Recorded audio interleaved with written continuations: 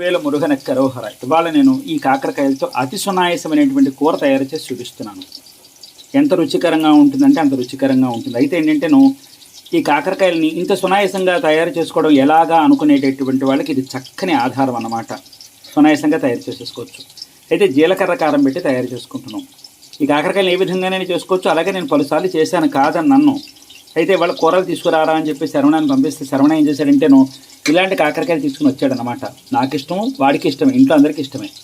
అయితే సరే నాన్న చేసి పెడతానని చెప్పాను. వాడికి జీలకర్ర కారం పెట్టినటువంటి కూర కావాలి, కాయ పళంగా ఉండాలని చెప్పాడు. అందుకని ఏం చేశారంటే ఈ చివర ముచ్చికి తీసేసి ఈ చివర ముచ్చికి కూడా తీసేసి దీన్ని పొట్ట తీసేసి పురుగు పుచ్చు ఉందేమో చూసుకున్నా. శుభ్రంగా కడిగేసాలండి, ఉప్పు నీళ్ళలో బాగా కడిగేసిన తర్వాత మాట చెప్తున్నా.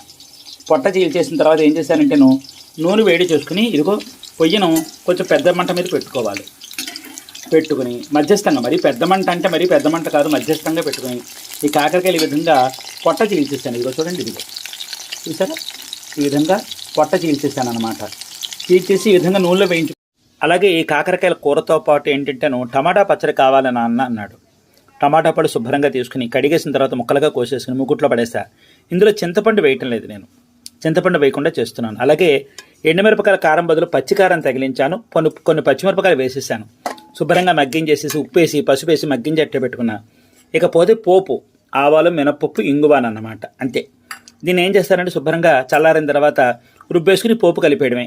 టమాటా ముక్కలు పూర్తిగా చల్లారిపోయింది. ఒక మిక్సీ జార్లో వేసుకున్నాను. అలాగే ముద్దింగ నూరేసుకున్న వేయించుకున్న ముద్దింగ నూరేసుకుని ఇందులో వేసేస్తున్నాను.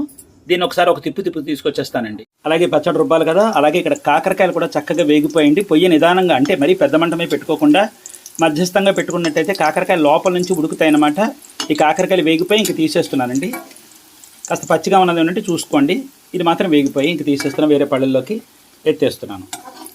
ఇది చల్లారిన తర్వాత మనం కారం పెట్టుకుందాం. ఆ కారం కూడా ఎలా తయారు చేయాలో చెప్తాను మీకు నేను. ఇది చల్లారనివ్వండి. ఇప్పుడు మరొక విడత కాకరకాయలు వేస్తున్నానండి. నిదానంగా వేసుకోండి, చేతి మీదకి తొళ్ళకుండా. వేడి నూనె కదా అది. ఇప్పుడు పచ్చడి రుబ్బేసుకుందామండి. అలాగే మధ్యలో ఈ కాకరకాయలను కూడా ఈ విధంగా కలుపుతూ ఉండండి. ఈ పచ్చడి కూడా రుబ్బేశానండి. అయితే రోట్లో చేసే సమయం లేక మిక్సీలో చేశాను, మరోలా అనుకోకండి. అయితే మిక్సీలో రుబ్బినా కూడా మరీ మెత్తగా రుబ్బేసుకోకుండా రోట్లో రుబ్బినట్టుగా మాత్రం ఉండాలి. అది ఒకసారి రుచి చూసుకోండి. ఏ తక్కువైతే అది కలుపుకోండి. నేను వేసినవన్నీ సరిపోయి ఇప్పుడే పచ్చడి ఊడిచేసి ఇందులో వేస్తాను. అయితే ఏంటంటే పోపు ఇందులో నూరేసి వేసేసాను కదా. ఇంకా ఆవాలు, మినప్పప్పు, ఇంగువాన అన్నమాట. అంతే, కలిపేయడమే. అయిపోయింది. ఇది ఊడ్చి వేస్తానండి, చేయి ఖాళీ లేదు. ఇప్పుడు ఒక చేత్తో వీడియో తీస్తున్నాను కదా, ఇప్పుడు ఊడ్చి వేసేస్తాను ఇందులో. నేను ఈ పచ్చడి పాత్రలోకి తీసేసుకుంటున్నానండి. భలే బ్రహ్మాండంగా ఉంటుందండి. అన్నంలో పచ్చిమిరపకాయ కొరుక్కోవచ్చు, ఉల్లిపాయ కొరుక్కోవచ్చు, చాలా బ్రహ్మాండంగా. ఇంతే అండి, టమాటా పచ్చడి పూర్తిగా తయారైపోయిందనమాట. అతి సునాయాసంగా తయారు చేసుకున్నాం ఈ టమాటా పచ్చడి కూడాను. ఇంటి పట్టున తయారు చేసుకునేటువంటి వంటకాలు వంట పడతాయండి. అతి సునాయాసం అన్నమాట వంట చేసుకోవడం వింటాను. అయితే అవగాహన, శ్రద్ధ ఉంటే చాలు మనకి. ఏముందండి, టమాటా పళ్ళు తీసుకున్నాను, శుభ్రంగా కడిగేసి ముక్కలుగా కోసుకుని అట్టే పెట్టుకున్నాను. దాంతోపాటు ఏం చేశానంటే మూకుట్లో పడేసేసి నూనె వేసుకుని టమాటా పళ్ళు అందులో పడేసేసి సగం మగ్గిన తర్వాత పచ్చికారం వేసాను. ఎండుమిరపకాయల కారం బదులుగా పచ్చికారం వేశాను. కొన్ని పచ్చిమిరపకాయలు వేశాను. ఉప్పు, పసుపు వేసేసుకుని పూర్తి శాతం మగ్గించేసేసాను. చెప్పానుగా చింతపండు పులుపు అయితే నేను వేయలేదు. అయిపోయింది. పూర్తిగా మగ్గిపోయిన తర్వాత చల్లారబరిచేసుకుని పోపు వేయించుకున్నాను. పోపు దేవుందండి, ఆవాలు, మినప్పప్పు, ఇంగువ. ఆ ఇంగువ ముద్ద నూరేసి ఇందులో పడేసేసాను. మిక్సీలో వేసి ఒక తిప్పాను, పోపు కలిపేశాను. ఇంతే. ఇది అన్నంలోకి, ఇడ్లీలు, గారెలు, దోశలు, ఊతప్పాలు, మినపరొట్లు, గిన్నె రొట్టెల్లోకి, ఉప్పుడు పిండిలోకి, చపాతీల్లో కూడా చాలా బ్రహ్మాండంగా ఉంటుందన్నమాట. సరే, ఈ పచ్చడి సంగతి ఇలా అట్టే పెట్టండి. ఈలోగా అక్కడ ఏం చేద్దామంటే ఆ కాకరకాయలు ఎంతవరకు వచ్చే చూద్దానండి. ఇదిగోండి, కాకరకాయలు చక్కగా వేగిపోయాయి. చూస్తున్నారా, ఎక్కడా పచ్చితనం అనేది లేదు, అలానే మాడకూడదు. ఇప్పుడు ఈ విధంగా తీసేసుకుందాం. అక్కడ పచ్చడి అయిపోయింది కదా. ఇప్పుడు ఈ కాకరకాయలు కూడా చక్కగా వేగిపోయి ఇప్పుడు మనం జీలకర్ర కారం తయారు చేసుకోవడమే. అది కూడా అతి సునాయాసం అన్నమాట. చాలు, ఇంక పొయ్యి కట్టేస్తున్నాను. ఇప్పుడే మనం పొయ్యి నుంచి దించాం కనుక మనం చెయ్యి పట్టుకునేంత వేడి ఉండేంత వరకు చల్లారితే చాలు ఈ కాకరకాయలు. ఇప్పుడు ఈ కాకరకాయలో మనం కూరుకోవడానికి కారం కావాలి. ఆ కారమే జీలకర్ర కారం. జీలకర్ర, ఇంగువ, ప్రధానంగా ఇంగువ, అలాగే ఉప్పు, ఎండుమిరపకాయలు, ఇవన్నీ పచ్చివే, వేయించక్కర్లేదు. ఇప్పుడు వీటిని మనం ఏం చేద్దామంటే మిక్సీలో వేసుకుని మనం కారం అనుకుందాం రండి. ఇప్పుడు జీలకర్ర కారానికి ఒక పొడి మిక్సీ తీసుకోండి. ఈ మాత్రం పచ్చి జీలకర్ర కాస్త ఉంటేనే బాగుంటుంది. ఇంగువ నేనైతే వేసుకుంటాను, మీకు ఇంగువ వద్దనుకుంటే విరమించుకోండి. ఈ మాత్రం ఇంగువ వేస్తున్నాను. అలాగే రుచికి సరిపడా ఉప్పు వేస్తున్నాను. అలాగే ఎండుమిరపకాయలు కారంగా ఉంటే బాగుంటుంది కనుక వేస్తున్నాను. మీరు ఎంత ఎండుమిరపకాయలు కావాలంటే అన్ని ఎండుమిరపకాయలు వేసుకోవచ్చు. సరేనా? ఇవన్నీ కూడా పచ్చివేనండి, వేయించక్కర్లేదు. ఇవన్నీ కూడా పచ్చివే. దీని ఇప్పుడు కారం అడుగు పట్టుకొస్తానండి. ఇదండి కారం, జీలకర్ర కారం ఈ విధంగా ఉండాలి. ఇది ఈ కూరలకు మాత్రమే కాదు, అన్ని రకాల వేపుళ్ళకు కూడా భలే బ్రహ్మాండంగా ఉంటుంది. ఒక ప్రత్యేకమైన రుచి అని చెప్పుకోవాలి. మంచి వాసన అండి. ఇది వేరే పాత్రలోకి తీసేసుకుంటున్నాను. అందాక మీకు నేను చూపించడం కోసం ఇందులో వేస్తున్నాను. తర్వాత వాడుకున్న తర్వాత డబ్బాలోకి ఎత్తి పెట్టేసుకున్నాం అంటే బెండకాయ వేపుడు, వంకాయ వేపుడు, దొండకాయ వేపుడు, కాలీఫ్లవర్ వేపుడు, చిక్కుడుకాయ వేపుడు, అన్ని వేపుళ్ళు, చామరం వేపుడు ఒక్కటే ఉంటుంది. అన్ని రకాల వేపుల్లోకి కూడా భలే బ్రహ్మాండంగా ఉంటుందండి. ఇదే జీలకర్ర కారంతో ఆడినటువంటి ఈ కారం ఏదైతే ఉందో కొయ్యరెట్టుకు కూడా భలే బ్రహ్మాండంగా ఉంటుంది. ఇదిగోండి, ఇప్పుడు ఈ కాకరకాయలు పూర్తిగా చల్లారిపోయి చెయ్యి పట్టుకునేంత వేడి మాత్రమే ఉన్నాయి. కారం సిద్ధంగా ఉంది. అయితే ఈ కాకరకాయలు మనం వేయించుకునేటప్పుడు ఇందులో ఉప్పు వేయలేదు కనుక ఈ కాకరకాయల్లో కాస్త చప్పతనం ఉంటుంది, లోపల చేదుగాను ఉంటుంది, కాస్త చప్పగాను ఉంటుంది. అందుకని ఏంటంటే ఇంత ఉప్పు రాశానా లేదా అన్నట్టుగా, ఎందుకంటే కారంలో ఉప్పు ఉంది కదా మరి. అందుకని ఇందులో కాస్త ఉప్పు అలా తగిలించి ఇప్పుడు జీలకర్ర కారాన్ని మీకు ఎంతవరకు కారం కావాలనుకుంటున్నారో అంతవరకు కారం పెట్టుకుని ఈ విధంగా కూరకు నట్టే పెట్టుకోండి. ఈ విధంగా చూస్తున్నారా? మళ్ళీ ఇదిగో చూడండి, మళ్ళీ తీస్తున్నాను. కాస్త ఉప్పు రాశానా లేదా అన్నట్టుగా రాసుకుంటున్నాను, కాకరకాయల్లో చేదు తెలియకుండా ఉండడం కోసం. మరి ఉప్పు తెలియాలి కదా, ఉప్పు ఉండాలిగా మరి కాకరకాయలకి, అందుకనమాట. ఇందులో మనం ఉప్పు వేసామనుకోండి, అది కారానికి సరిపడా ఉప్పు వేసుకున్నాం.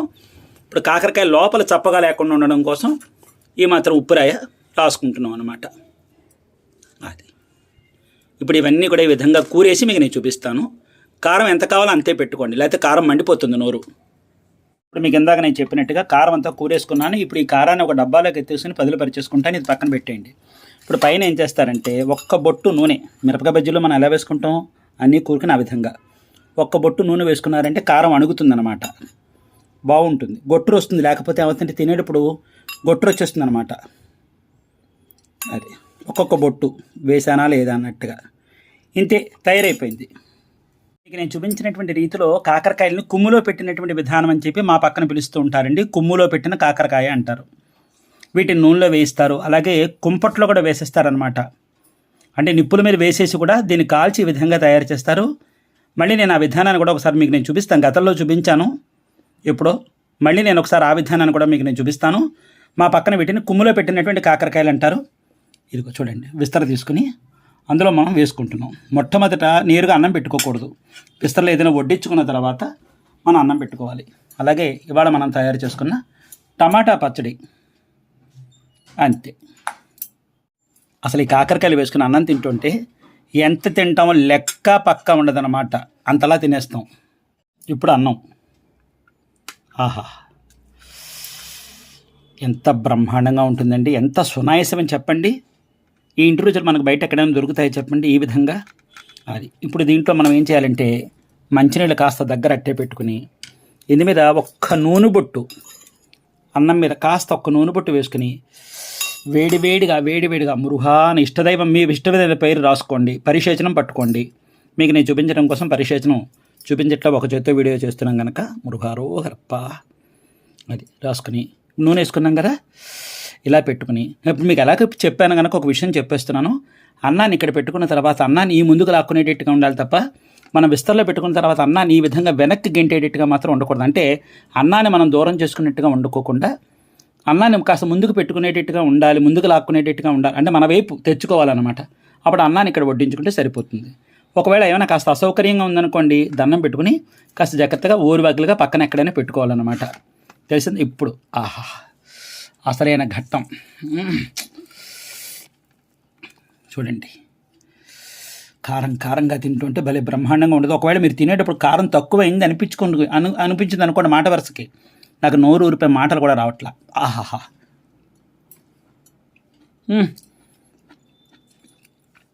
బ్రహ్మాండంగా ఉందండి, కారం బ్రహ్మాండంగా సరిపోయింది. ఒకవేళ మీరు తయారు చేసుకునేటప్పుడు కారం తక్కువగా ఉంది అనిపించింది అనుకోండి, మరి కాస్త జీలకర్ర కారం ఈ పక్కన వడ్డించుకోండి. నాకైతే సరిపోయింది. వేడివేడి అన్నంలో వేడివేడి కాకరకాయ, కుమ్ములో పెట్టినటువంటి కాకరకాయ.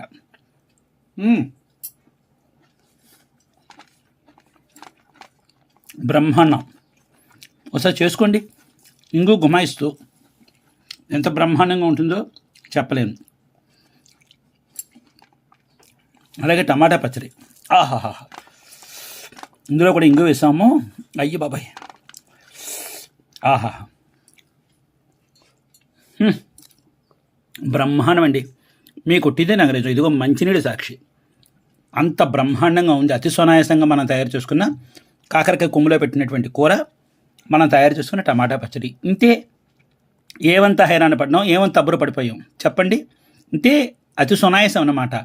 నా దాకా ఎందుకంటే ఈ పట్టు తయారు చూసినాక మీరే నాకు చెబుతారు, ఇదేమిటండి బాబాయ్ కాకరకాయలు కొమ్ములో పెట్టడం ఏమిటి, రుచి ఏమిటి, ఎంత తింటున్నామో మాకు లెక్క పక్క లేకుండా పోయింది, ఇంత తినేవాళ్ళు అంత తింటున్నాం, సన్నగా ఉన్నవాళ్ళు లాభ అయిపోయని చెప్పి మీరే నాకు చెప్తారనమాట. అది ఈ పట్టు మీరు ఈ విధంగా ఈ కాకరకాయలు ఈ విధంగా ఆ పటక్కమని కొరికేస్తే ఎంత బాగుంటుంది తెలిసిన బజ్జీలాగా. నేను కొరికేస్తా. అయ్యో, బ్రహ్మాండం బ్రహ్మాండం. అది ఈ పట్టు మీరు ఈ విధంగా ఈ కాకరకాయలు కుమ్ములో పెట్టినటువంటి కూర తయారు చేసుకుని, టమాటా పచ్చడి కూడా తయారు చేసేసుకుని, మీరు రుచి చూసి మీ చక్కని అనుభూతిని నాకు చెప్పండి. నేను చాలా చాలా సంతోషిస్తానండి. ఇవాళ తయారు చేసినటువంటి కాకరకాయ కొమ్ములో పెట్టినటువంటి కూర యొక్క తయారీ విధానం, అలాగే టమాటా పచ్చడి యొక్క తయారీ విధానం మీకు నచ్చినట్టయితే లైక్ చేయండి, షేర్ చేయండి, సబ్స్క్రైబ్ చేయండి, పక్కనున్న గంట బెల్ల కొట్టండి. మళ్ళీ మరొక మంచి సాంప్రదాయబద్ధమైనటువంటి వంటకంతో మీ ముందుకు వచ్చి కలుస్తానండి. అంతవరకు సెలవు మరి. సర్వే జన సుఖినో భవంతు, సమస్త సన్మంగళాని భవంతు, సర్వం శ్రీ సుబ్రహ్మణ్యేశ్వరార్పణమస్తు, శుభం భూయాత్. ఉంటానండి మరి. నా వల్ల కాదండి, తింటుంటే మాటలు కూడా రావట్లేదు. ముందు అన్నం తినేసిన తర్వాత మాట్లాడతాం మిగతా మాటలు ఏమైనా ఉంటే.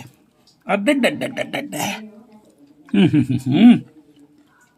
కారం కారంగా, చేదు చేదుగా, ఉప్పు తగిలించామో ఉప్పు ఉప్పగా, కారం కారంగా, ఇంగు గుమాయిస్తూ, ఆహాహాహాహా, తినేటప్పుడు పెదవి మీద కారం పడి చుర్రుమంటుంటే అయ్యో.